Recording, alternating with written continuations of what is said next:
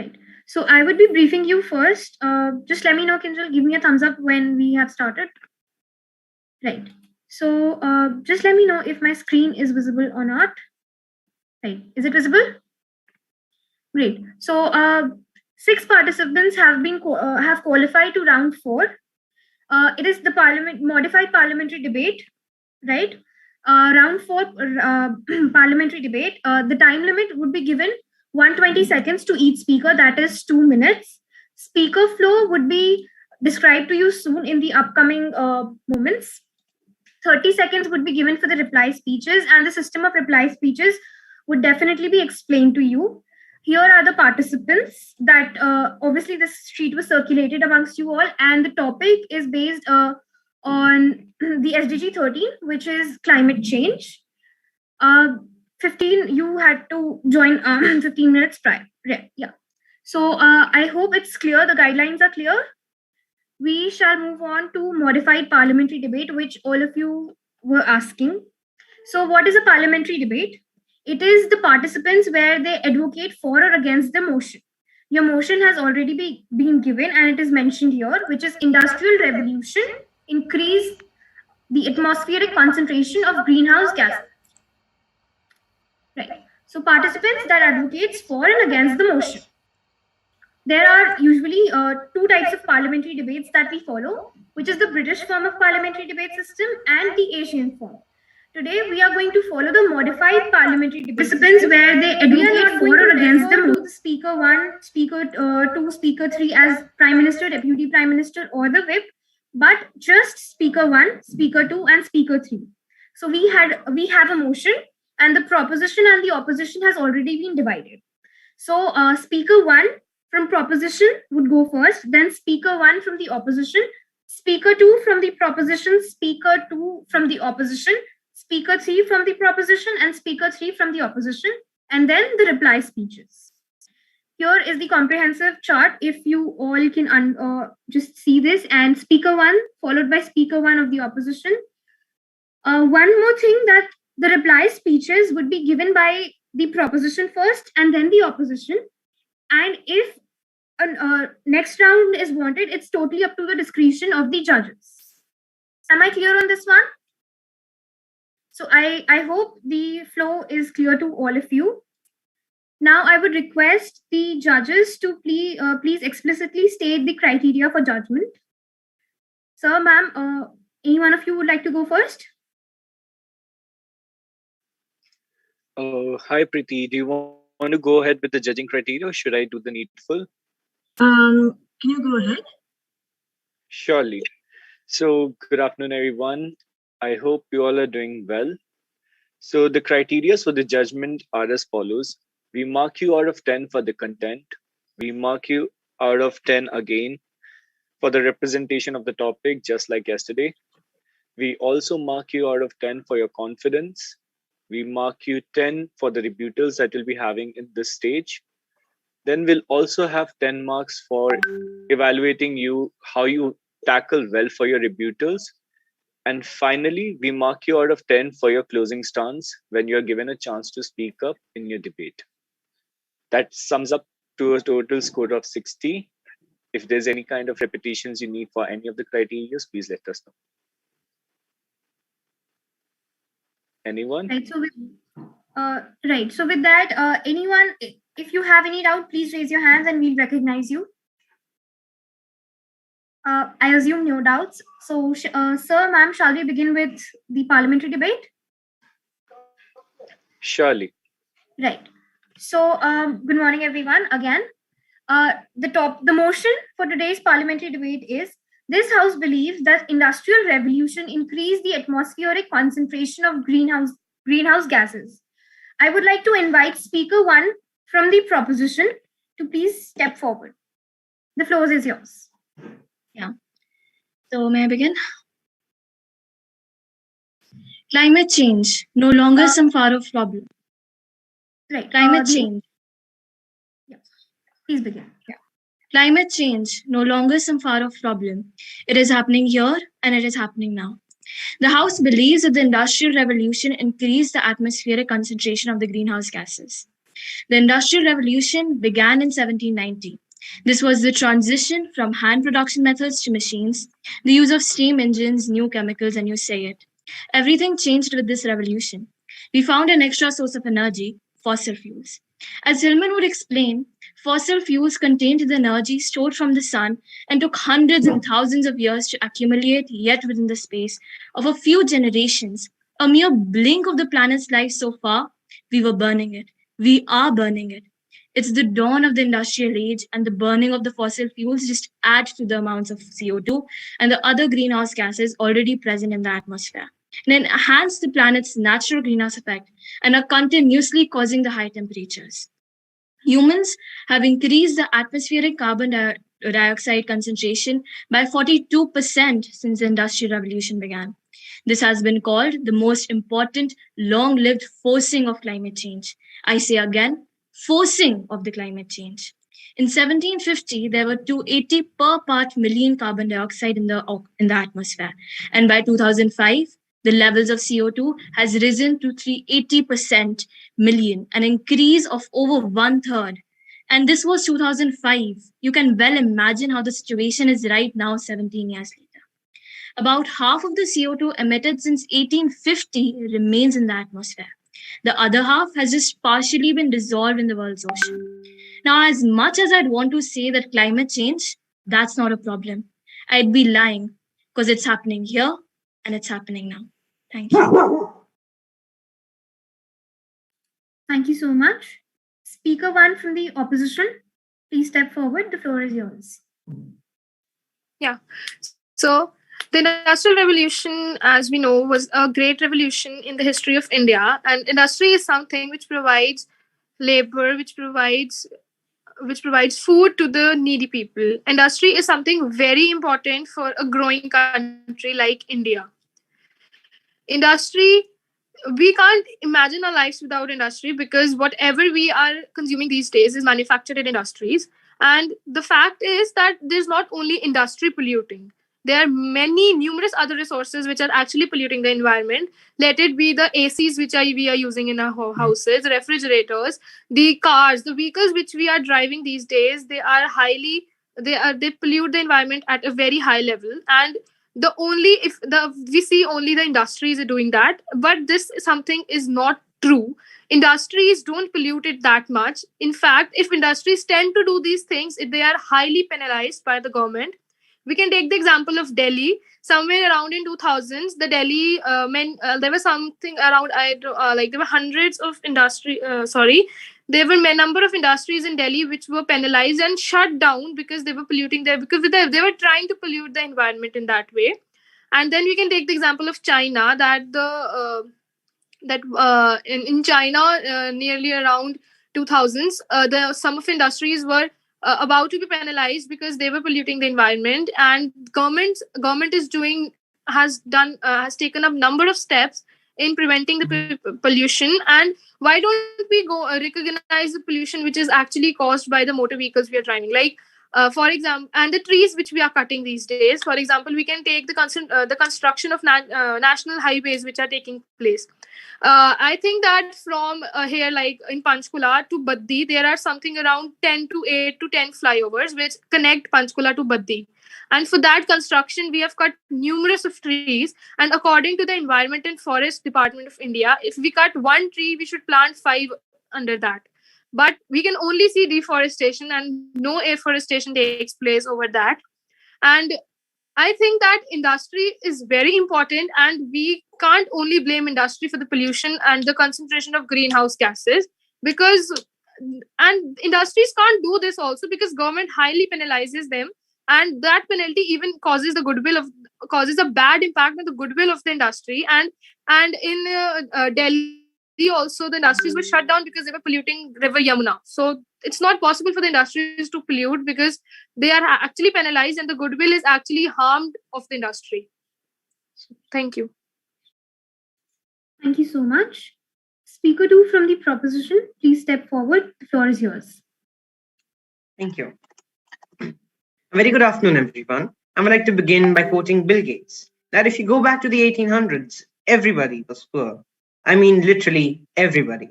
The Industrial Revolution kicked in and a lot of countries benefited, but by no means everyone. The Industrial Revolution has certainly increased the atmospheric concentration of greenhouse gases, and I'm for the motion. It takes one spark to ignite a fire, and the Industrial Revolution did exactly that. The Industrial Revolution impacted the environment. The world saw a major increase in population, which, along with an increase in living standards, led to the depletion of natural resources. The use of chemicals and fuels in factories resulted in increased air and water pollution and an increased use of fossil fuels. The Industrial Revolution brought new industrial processes, an increase in the burning of fossil fuels, more extensive agriculture, and a rapid increase in the world's population.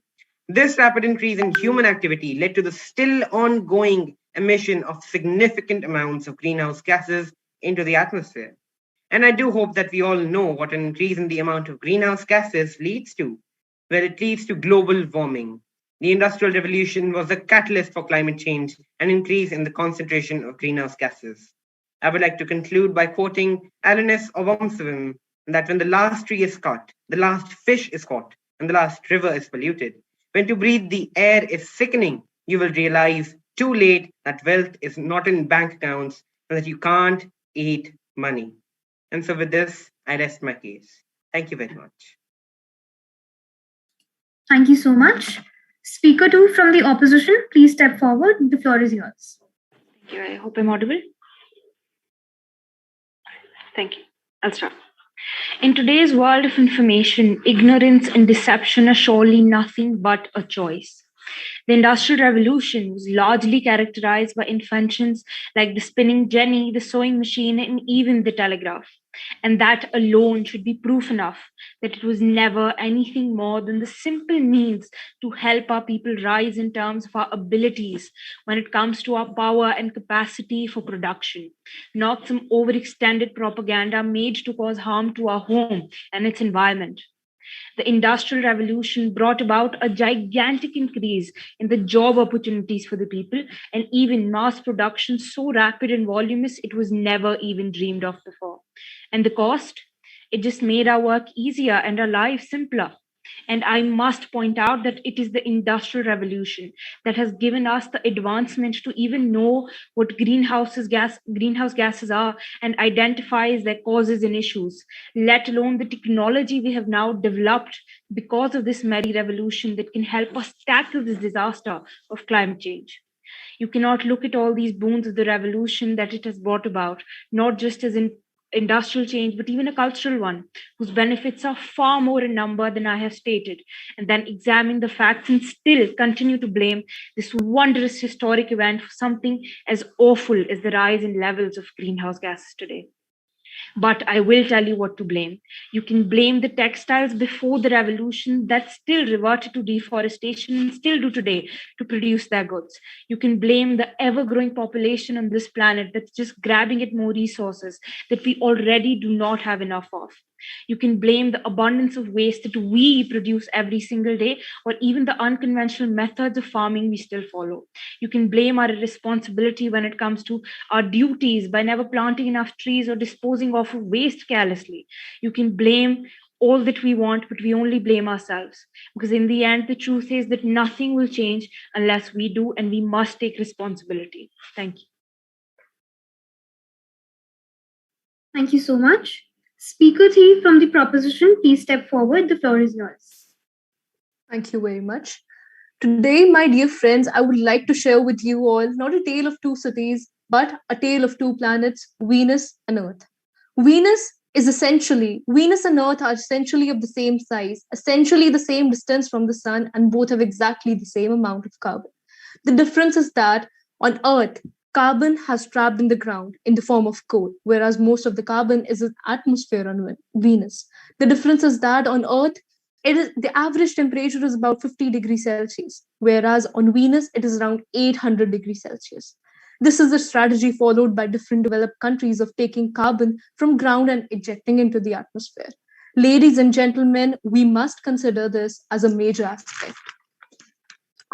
Industrial revolution began in the late 18th or 19th century in Great Britain when manual labor was replaced by machinery and Activities went on, and by the end of 20th century, the world was completely dependent on fossil fuels and rapidly depleting the planet's fossil fuels. And the result of all this is increasing concentration of greenhouse gases, which is severely impacting our environment.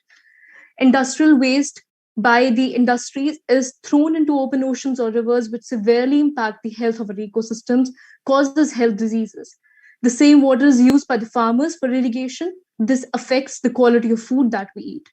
Groundwater resources become useless for humans and wildlife. Polluted air causes respiratory diseases. Cutting trees on a large scale, especially for the industries such as the paper industry, is causing a huge impact as the trees are depleting on this planet, and we know what the circumstances will be. So, observing all this data, we conclude that high greenhouse gases emissions occur due to electricity generation because there has been an increasing trend in the use of petroleum based fossil fuels, coal, and liquid petroleum fuels in the energy sector. All the industries must follow the greenhouse gases management hierarchy for the factory premises. It indicates 4 steps, that is, avoid, reduce, replace, and offset. They need to give more priority to avoid the GHG emissions. They can use sustainable and eco-friendly concepts for the factory premises. Proper environmental assessment, industry evaluation methods, and green reporting systems need to be implemented for the industries. Moreover, we need to implement our rules and regulations more strictly. Thank you. Thank you so much. Speaker 3 from the opposition, please step forward. The floor is yours. I hope I'm audible and visible. Yes, A very good afternoon. A very good afternoon, revered judges, teachers, and my worthy opponents. Before I begin stating my views, it is imperative that we comprehend the real meaning of Industrial Revolution. To put it quite simply, it was the onset of technological development through which the productivity rate saw an extremely steep rise. To point fingers at Industrial Revolution for being the only contributor of pollution is like telling Albert Einstein that it was because he discovered the theory of relativity that people invented atom bombs. Thus, he should have never helped in the advancement of mankind, as people are so destructive in their thinking that they cannot use science for the good of the humankind.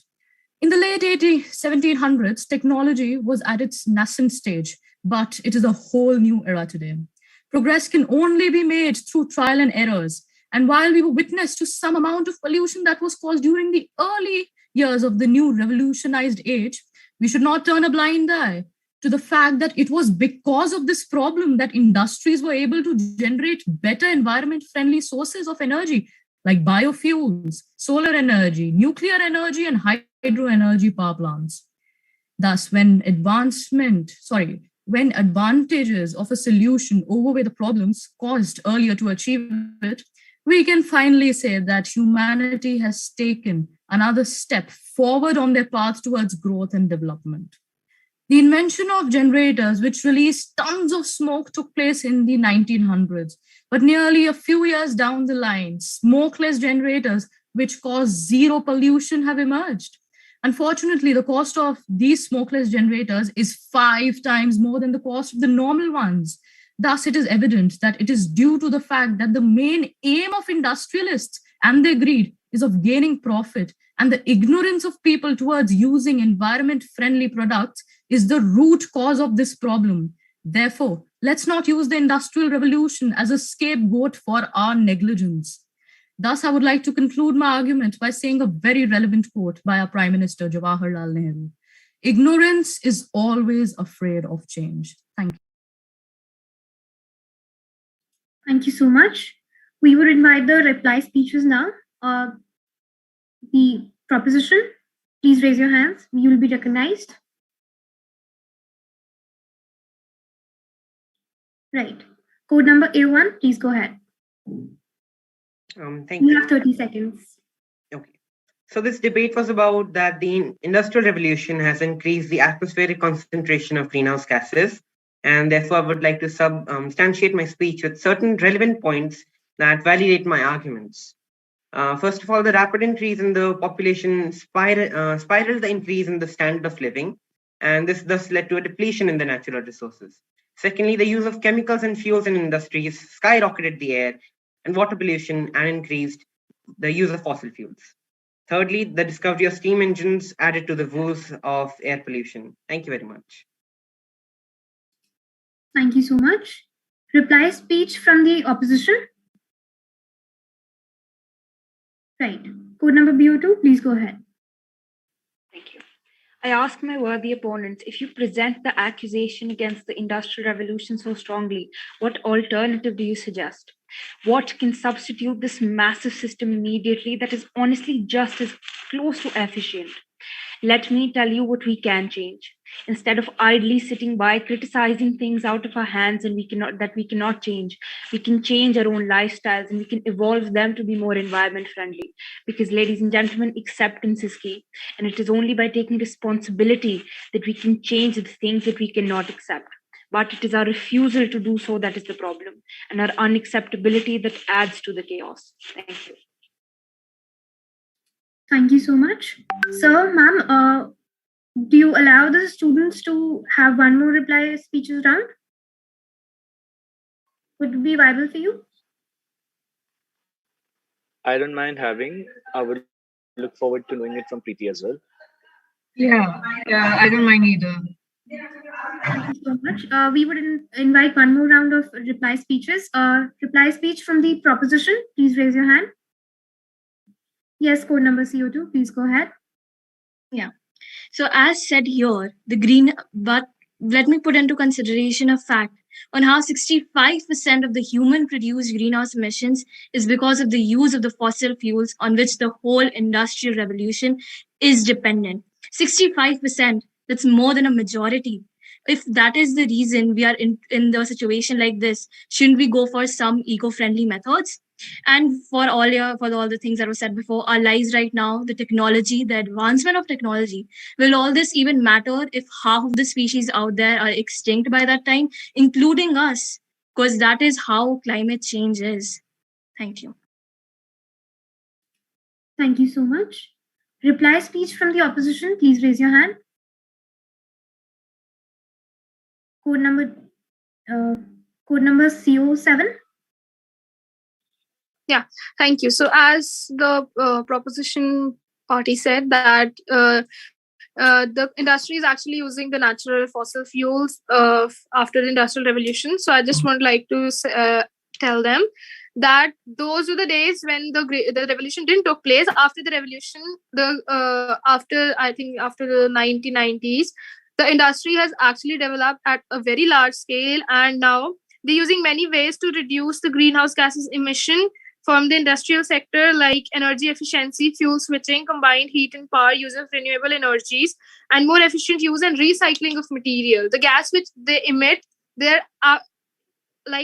instead of emitting the gases out in the air, they're actually recycling, reusing, and more purifying the gases so that it minimally harms. It minimally harms the environment. Thank you. Thank you so much. Reply speech from the proposition. Please raise your hand. Yes, code number DO9. Please go ahead. Yes. So, as the opposition party said that if the government is penalizing them, the industries, they won't pollute the environment. But this is actually happening. There are various laws made by the government, but they're never implemented at time. There are, I guess, numerous of laws made for this climate change, but they're not at all implemented. The second thing that where the speaker one of proposition said that in China they are penalizing the industries. It is actually not happening. China is it is the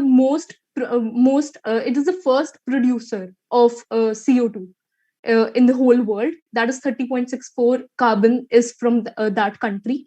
Second thing that speaker 2 of the proposition said that humans got job. But do you think that even in this time that we are progressing so much, even as a developing country, we are progressing so much that humans will get job? Won't this be replaced by the AI technology? I want to ask them. Thank you. Thank you so much. Before proceeding to the reply speech by the opposition, I would like to mention that please keep in mind the time limit that you've been given. Thank you so much. Reply speech from the opposition. Please go ahead. Code number AO2. Yes, code number DO9 asked a certain question, but I wasn't able to get it. Could they please repeat it, if that's allowed? Sure. Code number DO9. The question, can you please repeat that? I asked 3 questions about which question she's pointing towards. The last one. That. The last one. I asked that humans got job in India. The speaker 2 of opposition said that humans are getting job, and this is a good thing. But do you think that we are progressing so much? We are developing. Even if we are a developing country, we are progressing. So, do you think that we should replace the machines by human labor, or we should, develop a technology that is the AI technology in these times too? That is, we are living in the 21st century, and shouldn't we adopt this technology for this? Thank you. Code number First, I would like to. All right. First, I would like to say, as you mentioned, India is a developing country. All of us can't afford to go to well-known schools. So thus, we have to take into consideration the labor class as well. They can't have, jobs in corporate offices to earn a living, to provide this family with even a small loaf of bread. They have to work in industries. So clearly, if machines take over, and if we, rather focus on developing air purifying machines, what about these people? Humans will be dying. Do you want these people to die at the sake of developing a technology which has not been, even tested yet? Thank you so much. So we would be recognizing 2 more speakers for 1 more round of reply speeches. Since we have to wrap up with the debate, parliamentary debate, a reply speech from the proposition. Code number CO7. Please go ahead. No, I'm from opposition. I'm so sorry. I just forgot to down my hand. Yes, please unraise your hands. Code number CO2. Please go ahead. Yeah. The speaker 1 of the opposition had said, take in consideration of the cars that cause it as well. They cause the greenhouse effect. Let me remind you that the cars, all its engines, the tires, all of it came from the Industrial Revolution. So in my defense, you have already proved our point of the proposition that it's the reason of the climate change. Thank you. Thank you so much. Reply speech from the opposition. Code number CO7, please go ahead. Yeah, so the proposition member said that we proved the point, but the thing is that the cars, the tires, the engines, everything is manufactured in the industry. But let me tell you that the industries are even manufacturing electric engines, they're even manufacturing CNGs, but we people prefer more using the diesel and petrol cars because they cost less. And the thing is, if you've seen, there are a number of cars, like a car needs to be registered to be passed after 15 years of its usage, but still people don't do that, and they go on polluting the environment. And instead of going for the pollution checkup, they just go on using the cars and they keep on emitting the carbon dioxide. So that's something which we need to take care. Thank you so much. So if the judges permit, shall we end the parliamentary debate? And if they would like to serve their adjudication? Sir, ma'am, do we have you with us? Yes, you do. Yeah, we can proceed further. Sure. Right. So shall we proceed with 1 more round of reply speeches? Yes, it would be fair if we can give 1 more round of reply speeches so that everyone can be involved if there's a necessity for this. Right. Thank you so much. Reply speech from the proposition, please go ahead. Code number DO9. Yeah. So I wanted to ask Speaker 3 of the opposition, as they said in their speech, in the initial speech, that industries developed and they generated various sources of energy, like the nuclear energy. And at the same time, there were also various like ozone depletion substitutes, generated by them, or they made them available. So what's your take on that? That these, ozone depletion substitutes also, had a severe impact on our climate. And we can see the changes in the environment right now. So what's your take on that? Reply speech from the opposition. Please raise your hands. Yes. The proposition can unraise their hands. The opposition, please continue raising on your hands. Right. Code number AO2. Yes. I would like to answer your question by saying that necessity is the mother of all inventions. Like you said, there have been ozone depletion, right?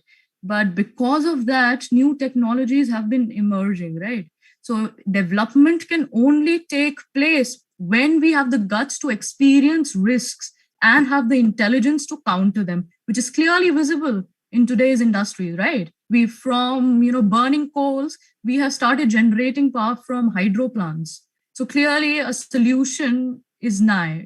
A solution for countering ozone depletion is nigh. I can tell you that. Thank you so much. So, the judges, sir, ma'am, would you like to serve your adjudication now?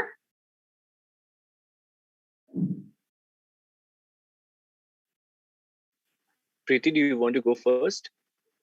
No, not from my end at the moment. Right. Sir? Sure. I believe the proposition has very well counted the case and it goes in their favor. Right. Thank you so much. I guess we are done with the parliamentary debate, and you all performed really very well. And I congratulate, regardless of you if you win or not. I congratulate you all since you all made it to round 4, and it's an achievement altogether. Right. So, sir, ma'am, would you like to address the participants? I believe I've done a lot of talking. I would really make it fair for Preeti if she can address first, and then I'll go ahead. I have a few pointers to make, so I might take a bit more time. Thanks, Sanat. Thanks for being such a great co-judge. So guys, something that, I've realized that when you had your speeches prepared, the content was amazing.